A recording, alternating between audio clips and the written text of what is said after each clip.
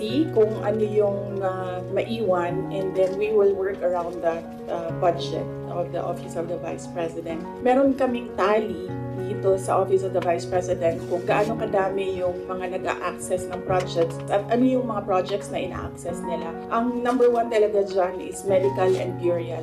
And then number 2 is financial assistance, yung mga hingi nila na augmentation sa kanilang pang-araw-araw. And ang sunod niyan is yung request, hindi lang ng mga taong bayan, but ng mga local government units or even mga barangay officials. Kapag merong disaster, humihingi sila ng tulong para sa food and non-food supplies ng mga biktima ng calamity. So yun yung top 3 na lagi naming ma-encounter na hinihingi sa Office of the Vice President.